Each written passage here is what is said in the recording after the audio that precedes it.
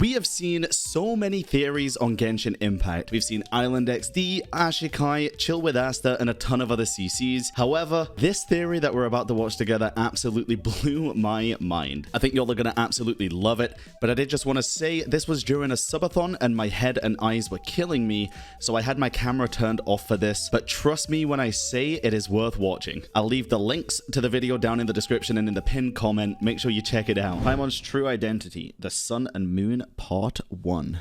Paimon, the Navi of Genshin Impact. Listen! She goes by many names. Little Pixie, Floating Elf Companion, Emergency... Hey! Paimon knows exactly what you're going to say. Yeah, shut up, Paimon. Shut up. Funny a long time ago. She's not wrong. But... Despite being our travel buddy and oftentimes annoying mouthpiece, Paimon is one of the most mysterious characters in the game. The girl is hella sus. Agreed. We know she's gotta be important. I mean, she's the game's mascot and everything, but how important? Is she good? Is she evil? Or is she neither? This video will be my first entry within the Sun and... Genuine question here, chat. If you had to choose good, evil, or neither, what would you predict or think of Paimon? Moon series that I intend to release over the coming weeks. And hopefully I'll be able to answer a lot of big questions. I'd also say neither. What is going on with the sky? What the heck is the abyss? What the heck are the travelers? And why hasn't anyone thrown Albert in horny jail yet? Bear in mind as we maneuver through this journey. I still need to do Barbara's fucking hangout, don't I? Together, these videos will be nothing more than my own theories and speculations. No reason to raise any pitchforks or nothing. My aim is not to be right, but bitch, it sure as hell feel good if I was. Also, I am considering Aether as the canonical protagonist and Lumine as the canonical Abyss Princess for all videos I will ever release. Sorry, Lumine mains, it just seems like MiHoYo constantly chooses Aether as the protagonist in their promotional materials. Now, who is Paimon? Let's talk. I think there's a good reason they use Aether, and I think it's for continuity's sake, but also for the fact that this is the Teyvat chapter storyline preview, and I genuinely do think we are going to get like an Abyss chapter and see Lumine's side of the story, even if we can play as Aether. For canon purposes, it's going to explain it a lot better, just showing one on each side. And it's going to be much easier to explain. I genuinely do think if they flip between Aether and Lumine, it would make things very confusing, especially at a first glance. Because, like, if I'm new to Genshin and I watch one video and I see that Aether is looking for his sister, and then I watch the next episode and it's someone different, and then I see it's Lumine looking for her brother, I'm going to be so fucking confused. So I do think we'll get to play the other side of the story at some point, and I think that's probably why they're doing it. I hope that's why they're doing it. So, what do we know about her? Let's go down the list. Nothing. Aether fished Paimon out of the sea 2 months before the start of the game. Based off the Traveler and Paimon's voice lines, it's likely that Paimon taught Aether the language of Teyvat during this time too. Yeah. Paimon seems to know a lot about Teyvat and its history, which is kind of odd because no one seems to know anything about who or what she is. And the gods, who should know the most, are pretty quiet about her. Like, no one comments on her on a deeper level, save for a few exceptions, and they all happen to be human for the most part. Hell, we don't even know the full extent Homunculus of what Aether knows about her. After all, he is somewhat God, I miss him in the game. I'm sorry for pausing, but dude, oh my god, I can't wait until he comes back, even if it's just for a little bit, dude. Please, I need to see him again. reliable as he chooses to withhold information himself. Either way, we know Paimon is obviously not human. She can float, disappear at will to God knows where, and possibly has more than one stomach. Also, she shits out constellations every time she moves, probably from her second stomach. Definitely not something humans can do. Maybe some of y'all do that. I don't know what kind of shit y'all get up to. You nasties. Well, a lot of people seem to think that she's a god of some sort, and that is highly... Wait, okay. This is a very weird thing. Okay, listen. I might try watch some more Way theories at some point, okay? I'm actually figuring out, I think the reason that I can't digest Way theories that much is the same reason that I can't digest too much Cat with Blue Hat, and it's because it's all reading. Even with the, like, Zuma Huma editing stuff, it's I can digest this because I'm listening. But with the way stuff, I'm reading while all these sound effects are going off at the same time. So I don't know. This is fine. This editing's fun. Likely, she I'll try basically watch Way admitted again. to it in the About Yashiori Islands voice lines. Are you a god? Paimon sure is. As your bodyguard, Paimon is the god of protection. She's being real cheeky about it, but I think we should take this seriously. I Nah. mean, she does not leave the Traveler's side at all and barely lets him out of her sight, except hell? when the two are around Archons. Have you noticed that? She briefly left at the end of Venti's story quest and also did not enter the plane of Euthymia with Ether the first couple times he went in. I mean, it's possible she was secretly still around in both of those scenarios, but I just wanted to mention that. Anyway, many people have pointed out that, What did that just say? but I just wanted to mention that. Hey, Buttercup, Any- want me? Subscribe to Onion. I'll get Chi-Chi instead. I'm already subbed.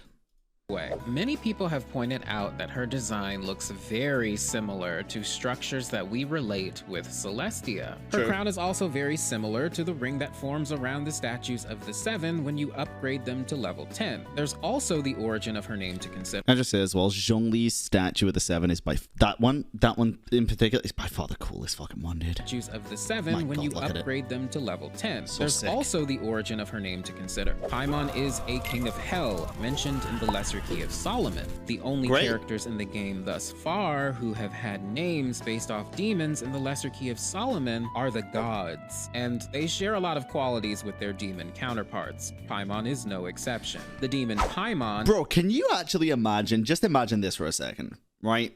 Because in my head, all of this stuff, it's not canon, but in my head, I've kind of started to believe that it is, and I know it's not. Like, all of this is just theory. But can you imagine if when fucking the fucking game devs at Mihoyo were creating Genshin and they were trying to think of names of characters, they just put in like random god name generators and picked them?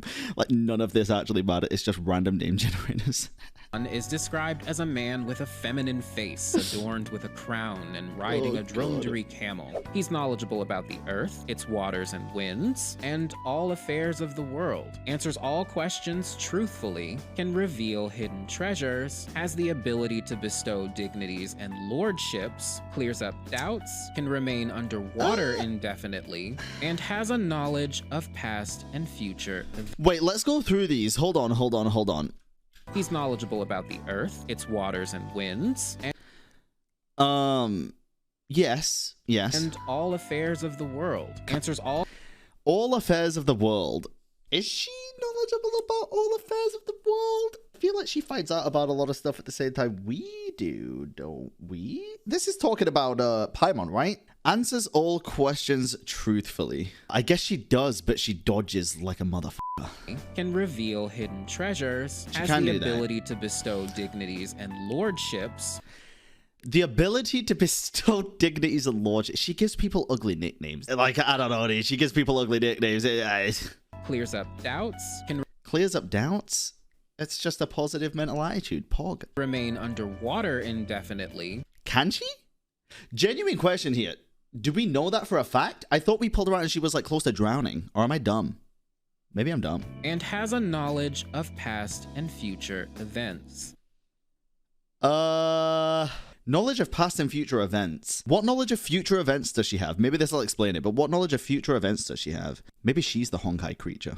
Maybe Paimon's the Honkai beast. Oh, and he's also extremely loyal to True. Lucifer. I know that sounds bad, but that's actually a really good thing. Many of you may know the Christian interpretation of Lucifer. However, the figure himself is not unique to Christianity. The word Lucifer means light bringer in Latin and in Greco-Roman. Well, I just had a thought. You know, in Honkai, the names of the Honkai beasts, like they have like angels and stuff, are they based on this kind of thing as well? You know, like the Archons have demon names.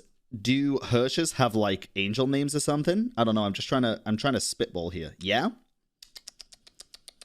Interesting.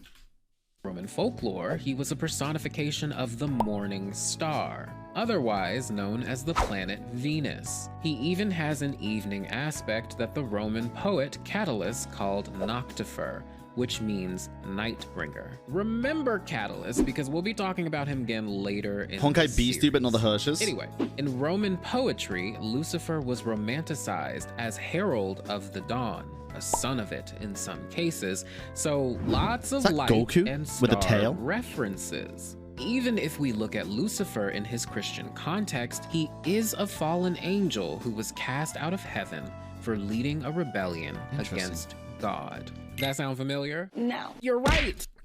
Yeah, because I'm actually currently watching Lucifer, the TV series.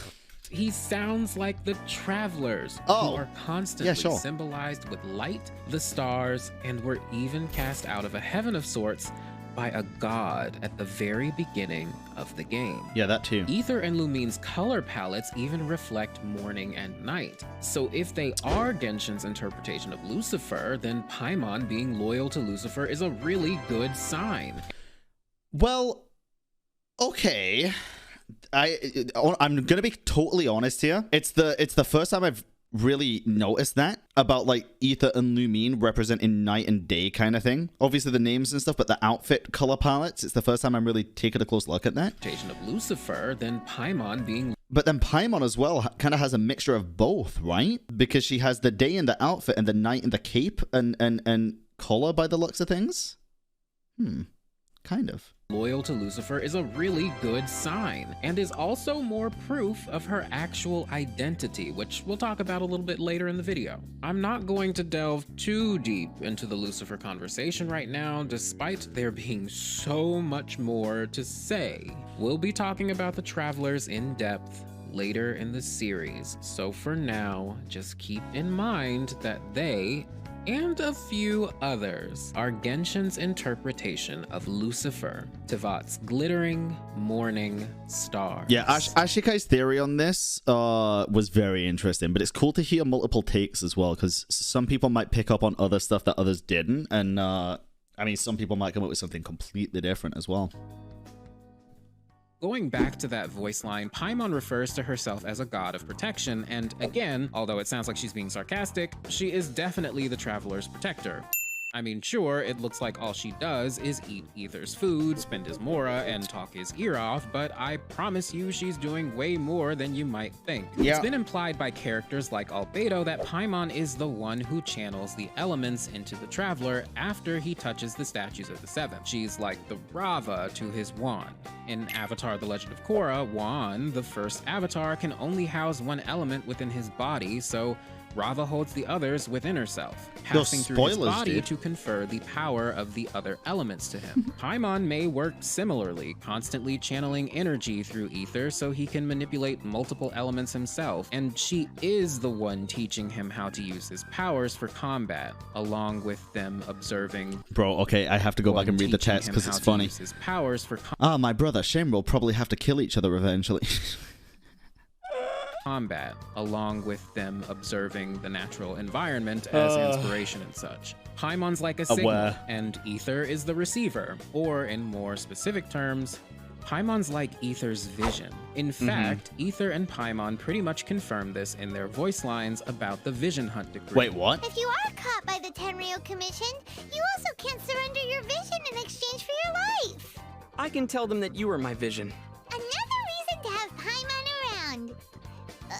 Wait, what? If this is true, then Paimon presumably can manipulate all forms of elemental energy. And now that I think about it, that might be why she loves to eat slime so damn much. You know, the big balls of condensed elemental energy? Okay, so she can presumably manipulate all forms of elemental energy. Keep in mind, too, that she's channeling the elements from Statues of the Seven without the Archon's knowledge. So she's gotta be a god of some sort, and a powerful one at that. But which one? The answer is actually rather simple, even... It actually would make a lot of sense, because, yeah, she does have the Omni-Element symbol on her chest as well. It would make sense. I think the voice line's a bit of a stretch, but I think the idea of her being able to channel all the elements is not a stretch in the slightest. I think it very easily could be true. Obvious. Overall, I think she is at least three different things, all of which intersect with each other. The A first horse. being a Seelie. Oh. It's Pikachu!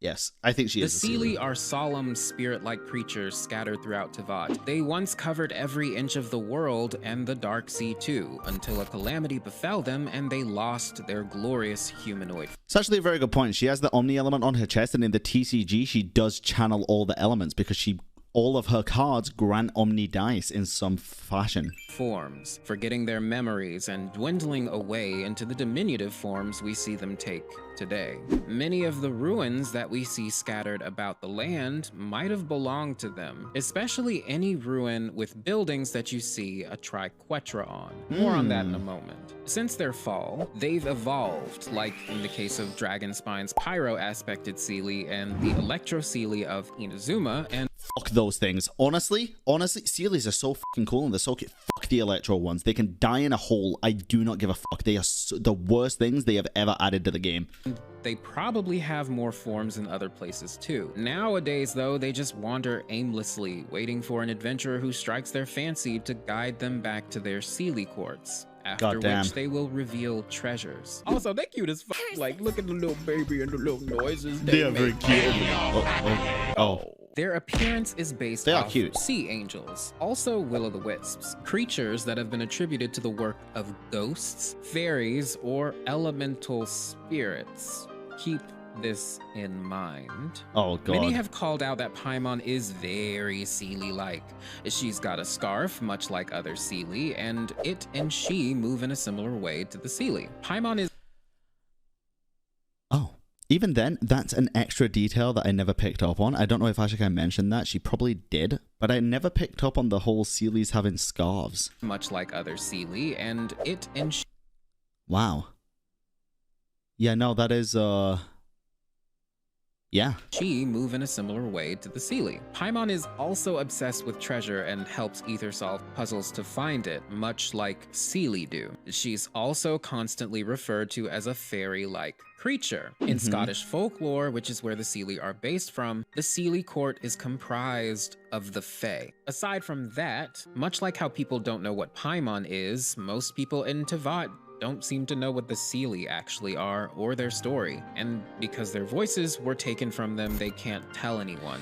It's actually It's very sad. Did you all ever see I saw a short theory by somebody about Columbina. Yes. Did you notice that her, I guess, accessories and style is very similar to the Seelie courts? Like the thing around the eyes appears on the Seelie courts, the dove looking wings and stuff appear on the Seelie courts. Like she very much looks like a Seelie court. It's very, very cool, very interesting.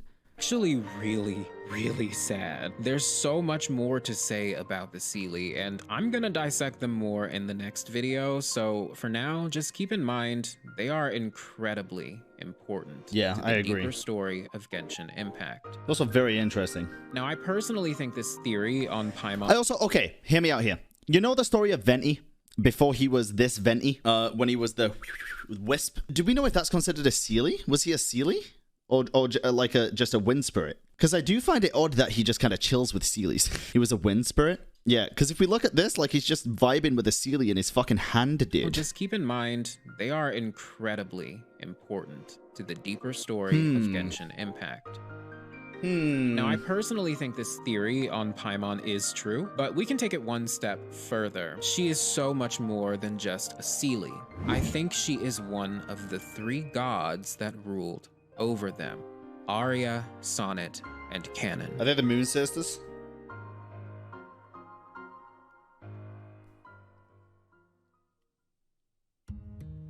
Yeah.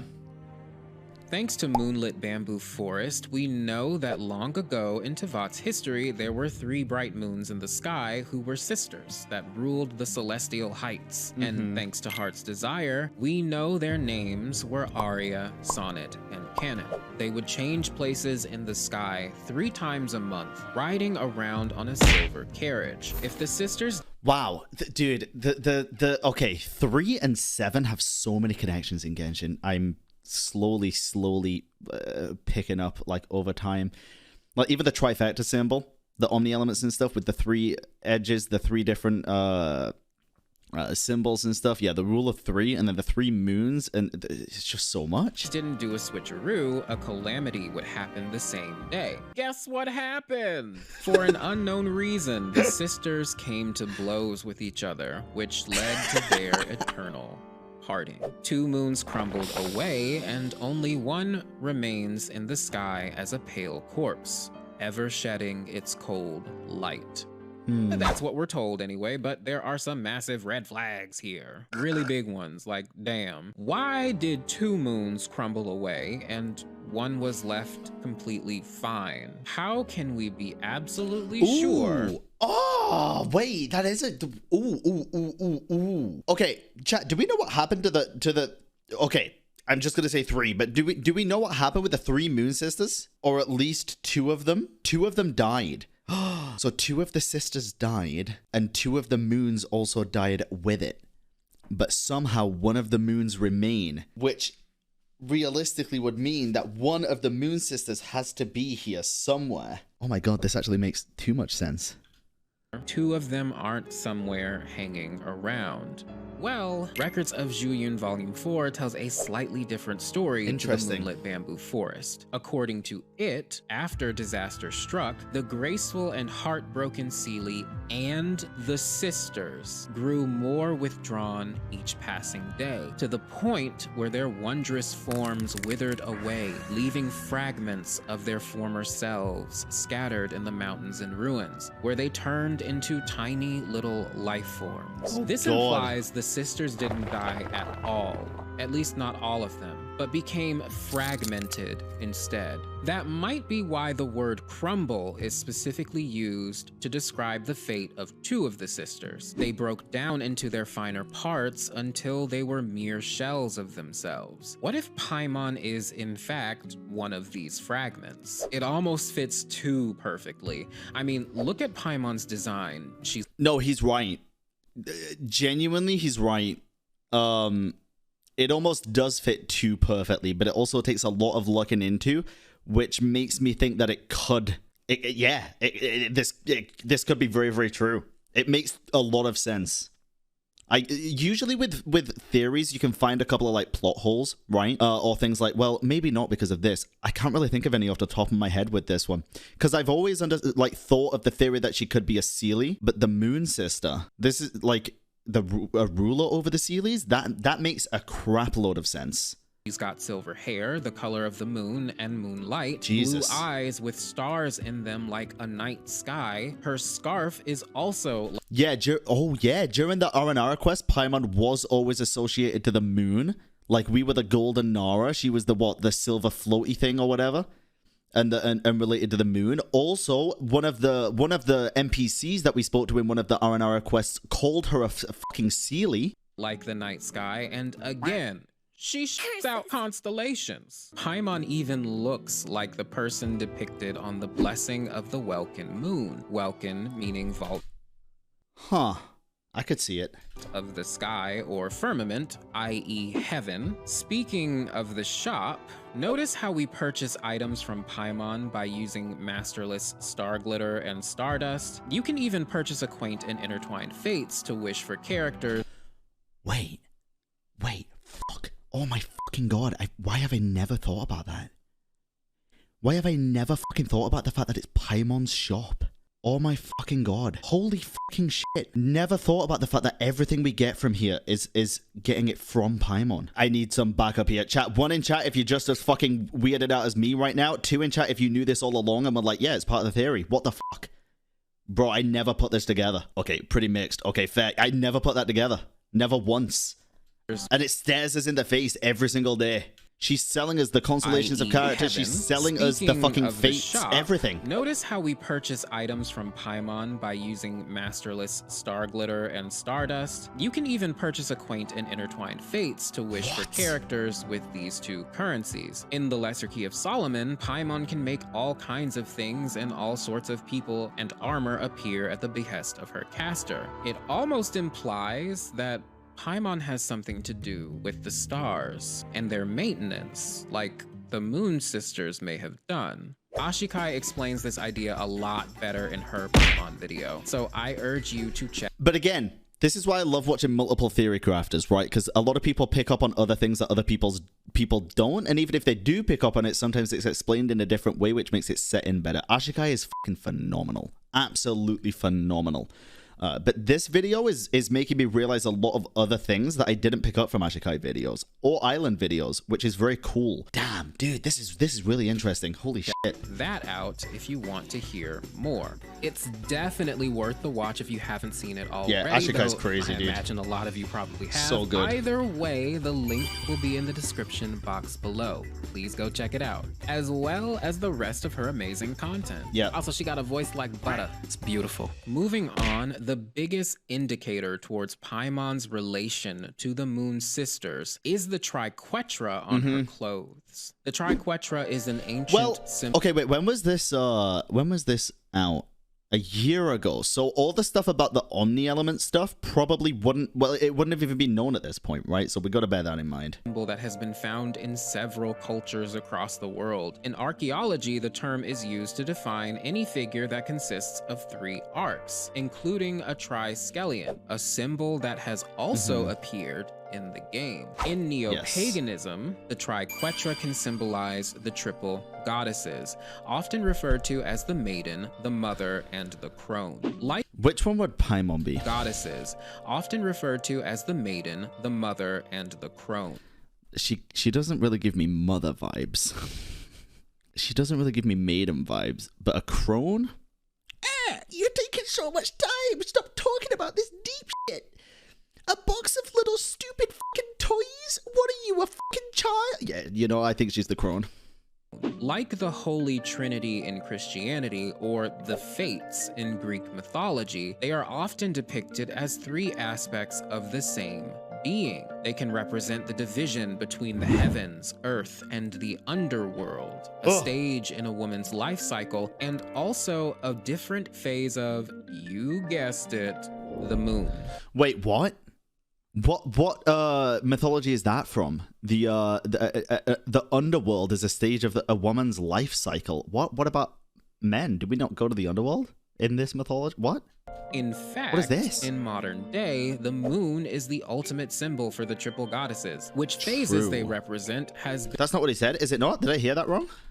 Like the Holy Trinity in Christianity or the Fates in Greek mythology, they are often depicted as 3 aspects of the same being. They can represent the division between the heavens, earth, and the underworld, a stage in a woman's life cycle, and also— Oh, they can represent the underworld or a state. Okay.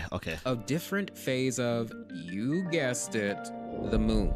In fact, in modern day, the full stop moon after is Underworld, the fair. ultimate symbol for the triple goddesses. Which phases they represent has been different over time, but in modern day, the maiden represents a waxing moon, the mother a full moon, and the crone a waning moon. Oh, interesting. Okay, so would Paimon be dark, waning, or full? She's never full because she's always fucking eating. Maybe not the crone. If we take the origins of the triquetra in mind and apply them to Genshin Impact, then it's likely the triquetra represents the Moon Sisters. True. It would make a lot of sense. This is everywhere in the game. It's on the door to every domain, inside of every domain. It's on a lot of ancient architecture and items, and Morax thought it was important enough to put on Mora. On that note, Liyue's name means Jade Moon. Just a testament to how important— Also, is this true? Is one of the original 3 people that worked at Hoyoverse called Liyue? the moon is in Genshin. The fact that it features on Paimon's clothing is telling, and the fact that it's in a reversed position is also significant. Maybe this was simply a design choice? Yes, that's that interesting. This orientation ended up looking better. Now that's bullshit. Get that out your damn head. MiHoYo's world building team pays way too much attention to detail for that basic ass shit. I think this reverse triquetra is further proof of Paimon's dissension from her original godly form. That she is a mere echo of what she once was. Oh, okay. Remember, chat, this was a year ago. Dissension, Descenders, none of that shit was actually brought up. I had a brain fart then for a second. Much like a certain someone. More on her later.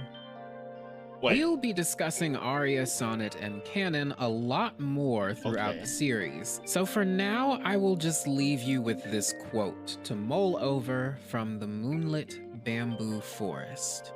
These 3 luminous moons shared but one love, the stars of daybreak. Only at the fleeting moments when day and night converged could one of the 3 sisters pass the fading stars and gaze upon the chambers of the morning stars. The chambers of the morning stars, huh? Wait. Okay, so there's some strong evidence for— Oh, dude, I just got like, okay, I got like full on goosebumps. Like when you're ill and your temperature rises and you feel cold and your body's like, fuck. I just got those goosebumps. That was weird. Huh. Okay, so there's some strong evidence for Paimon being a Seelie and, more importantly, a moon sister. Okay, what is the third one? She was 3 beings, though. Okay, so 3 things: a Seelie, a moon sister, and fucking annoying. What the hell could that last one be? So, what's the third? I think you guys know. Come on, say it with me. Okay, Pikachu. No. Paimon is It's the Pikachu. god of time. Oh fucking hell. I don't believe this anymore. After everything we've recently learned, I don't think Paimon is Istaroth. But, I mean, maybe this will go even further into it. We'll see. Soon. Oh! According to the Oh, chat. Okay, listen. I know we're watching a lore video right now. Yeah, let's see what he says. But also, I need you to listen to this, this OST, this music that he's chosen. Fucking absolutely goated, dude. Based content creator Shadowbringer's music from Final Fantasy. It's so good. Listen. Oh, dude.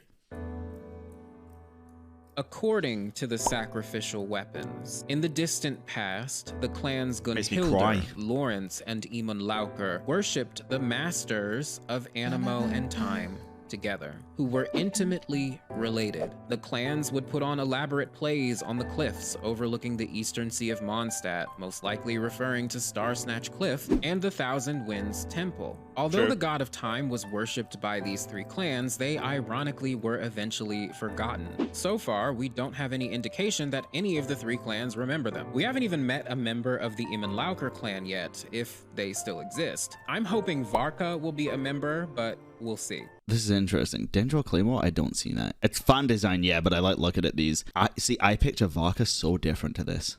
I don't imagine him in the green and like brown muted colors. I imagine him in like black armor, like pyro, maybe even animal. Be a member, but we'll see. Silver Fox. None of the texts concerning Mondstadt's history even mention the god of time or their identity in any meaningful capacity. The only other information we get about the god of time concerns the world quest Time and Wind, which— You did not just say, what if he's small like Heimerdinger from Arcane? Are you saying my man is a small furry? Heimerdinger is literally a little fox, isn't he?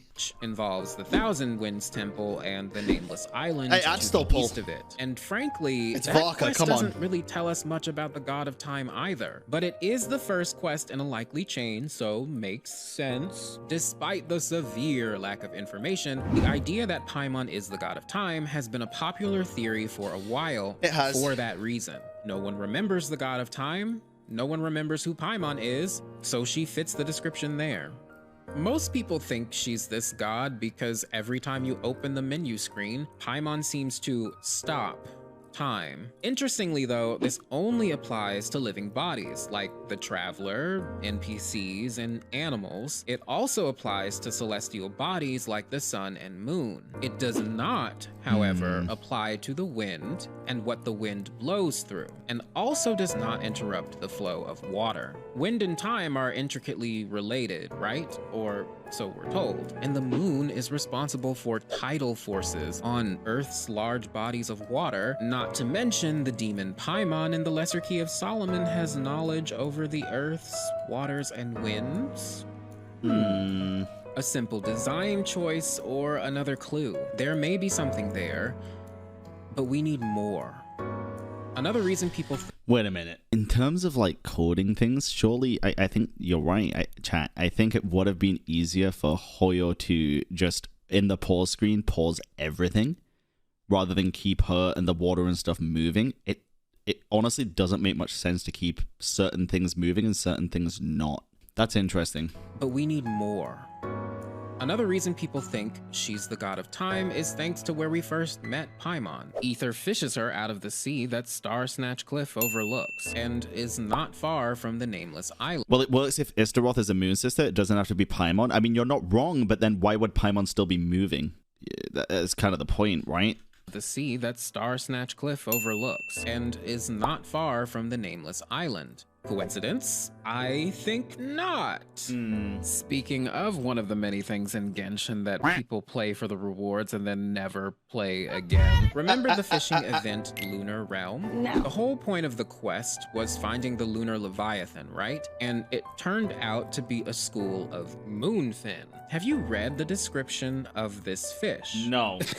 Who am I kidding? Y'all don't read Genshin. Motherfucker. Okay. Text? Listen closely. Moonfin, a rare butterfly fish that emits light amidst the pitch dark ocean. Actually, that's false. I do. Did you know that the fucking weird Inazuma plant life thing is actually the lost souls of children who are trapped there for all eternity for punishment for not living long enough? They love to swim in schools, and when gathered together, they form the image of a moon that has fallen into the sea. Ooh. A moon that has fallen into the sea.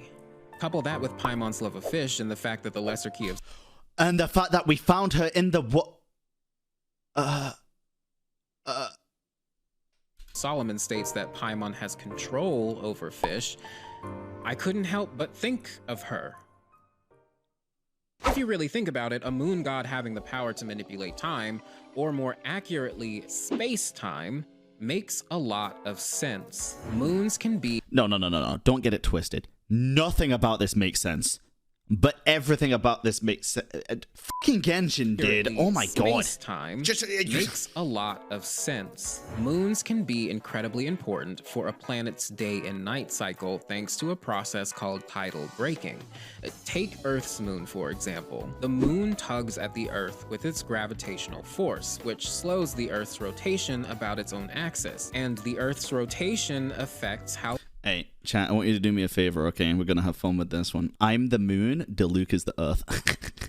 Tugs at the Earth with its gravitational force, which slows the Earth's rotation about its own axis, and the Earth's rotation affects how long a day on Earth is. Millions of years ago, when the moon was a lot closer to Earth and the Earth's rotation was a lot faster, days were as short as 5.5 hours. But by the time of the dinosaurs, tidal breaking slowed the Earth's rotation such that days were 22.5 hours. It may not seem like it, but I think tidal breaking is incredibly important to some of the weird things going on with Teyvat, so we'll be expanding on that a little later. All you need to wrap your pretty little heads around for now is that moons affect day and night cycles on their parent planets, among other things concerning time. We good? No. We're good. And there's even more moon references when it comes to the god of time. Remember, during the Time and Wind quest, you have to fight an Eye of the Storm twice near the sundials, or perhaps more accurately, moondials. But in order to get it to spawn, you have to disperse 3 wind clusters and defeat some monsters. You can only do this between the hours of 2 and 5 a.m. Wait, question here. Genuine question here. What was the time that Masanori is like infinitely more powerful at night? Midnight to 2 a.m. Okay. 5 a.m. 2 and 5. 3 hours, 3 wind clusters, 3 moon sisters, Triquetra, and these 2 locations are in Mondstadt. 3 migraines. Meaning Moon City. Need I say more? Please. Maybe all of this is just a happy coincidence. Like, surely there isn't more evidence to Paimon being the god of time, right? Wrong! Take a look at Paimon's crown. It's got 2 unconnected parts to it with triangular-shaped notches on each side and 2 arrows between them. 1 arrow pointing up. No. No, no, don't give me even more fucking Paimonial details to look into, dude. What do you mean? It literally looks like the fucking arrow of a sundial. Get the fuck out of here, dude. Shaped notches on each side and 2 arrows between them. One arrow pointing up and the other down. No Doesn't way. it kind of resemble a clock? I tried looking at as many angles of Paimon that I could, both in-game and in her official art, and I counted about 6 notches on each side of the crown, totaling up to 12, which is how many hours are represented on a standard clock. And the arrows, well, those are the hands. The arrow pointing up is the short hand, and the arrow pointing down is the big hand. It's half past 12. Take a look at the moon dials. No! See the golden parts? Combine both of Bro! Dude, wait, okay. Oh, what? Wait. This is one of the best theory videos I've seen. Holy fuck, dude. This is a lot. Yeah, this how many subs? 24. Bro, what? Subscribe, dude. 24.4k. At least get it up by 100. Come on, chat. Sub to this guy. This is insane. Of them and run the arrows on the dials through them, and you may get something that kinda looks like Paimon's crown. Also kind of is reminiscent of the king chess piece. But I'll let Island XD explain that one if you haven't already seen his video about the 8th element. It is an excellent video along with the rest of his content. The man just knows what he's talking about. The link for that video will be in the description box below. Now couple all that information with the fact that the demon Paimon in the Lesser Key of Solomon knows the past and future, and we've got our prime suspect for the God of Time. Case closed. Holy shit, dude. Or maybe not. Oh, no. In order for this theory to be really true, something else needs to also be true. The Animal God and Time God are intimately related, right? That means we need to have a connection we can draw between Venti and Paimon, one that exists outside the Traveler. One could say, well, they're both gods. But that doesn't provide any conclusive evidence, and as far as the game would like us to believe, the Archons have nothing to say about Paimon. Who? So, is there a connection? Something that ties the two together? Something that proves Venti specifically knows exactly who or what Paimon is? Well, this would be interesting because I did mention earlier, if she does end up being some kind of Seelie, I mean, there's nothing saying the God of Time couldn't have been a Moon Sister and a Seelie, right? Istaroth. But, oh god, see, this is tough because I still see Istaroth as a totally different entity now, but everything else in this video is just adding up way too much. Way too much. It could be that all 3 Moon Sisters were part of, could control time or something. But also, it looks like Venti can talk to Seelies because he hangs around with it. He was holding a Seelie in the tree. Yes, there is. Oh, he needs some milk! But it's not in the game. It's in the manga. This is where things get highly, highly speculative on my part, so I ask you guys to expand your minds a bit. Buckle up, because we're going into interesting territory. Okay, I've read the manga, it's fine. Keep in mind that the manga is entirely canon, not some obscure material, so I'm not just pulling things out of my ass, okay? Which is nuts, by the way. This is a genuine thing that happened. So, on my comparing Sino and Razor's design short, saying they look very, very similar, which they do. It's undisputable. A lot of the similarities are staring at you right in the face, where the vision placement is, the outfit, the armband, there's so many similarities. There was 2 things that kept coming up a lot in the comment section of that video, and it was that, number 1, people were saying the manga's not canon, made me want to rip my hair out. And number 2, for some reason, people seem to think if I say, like, Razor looks like Sino, that I should instead say Sino looks like Razor because Razor came first. Motherfucker, it doesn't matter who came first. I look like my father. My father looks like me. Looking like something doesn't mean somebody fucking came first. It's the most weirdest thing I've ever heard. But also, technically, Sino was shown first, I think, anyway, in the manga and also in the Teyvat chapter storyline preview. At least get that right. No. Cool. Let's dive in. 1,000 years prior to present day, when the vile aristocrats ruled Mondstadt, Venti awakened from a long slumber and began to wander the streets of the city. He meets an apple seller, and after singing a song for some apples, I'm surprised he didn't look for alcohol, Venti asked what... That's another one that I get as well. They probably just run out of ideas for Razor. Come the fuck on. It's like one of the first characters designed. What do you mean run out of ideas? Ain't no way. happened to the city of freedom. The streets are empty. The city is... Curses. This is what the apple seller had to say. The city is in peace, just as the Lord and his magnates want it to be. Make no mistake, they will keep it that way. We are then shown the most By the way, sorry, I don't think they're related at this point. I think the more logical thing is that Razor looks a lot like Sino, because Lisa was bringing him up and spent a lot of time in Sumeru and has a lot of Sumeru inspiration and stuff like that, and probably just that's probably the reason why. I don't think it's as deep as like being related, but I do think there's an intentional decision to make their designs very similar. mysterious panel in the entire manga. So easy to miss, especially if you don't have context. This. The apple seller's words make Venti think of 3 people. 3 silhouetted figures amidst a starry sky with musical notes bouncing in the background. I think this is undoubtedly a reference to the Seelie and, ultimately, aria, sonnet, and canon. Hold the fuck. Wait a minute. Hold on. Xinyan. I'm kidding. Ultimately, aria, sonnet, and canon. That being said, I don't think all 3 sisters are depicted here. Only one, and that person is on the far right with the crown. If we take the apple seller's words and compare them to Venti's thought, then I would say the one with the crown is the Lord, and the other 2 are the magnates. Doesn't the Lord here look really familiar? A lot like an adult Paimon? The hair, the crown, even the... An adult Paimon? The hair. Okay, listen. He did say it was incredibly speculative, but I do just want to say, can't fucking see the hair.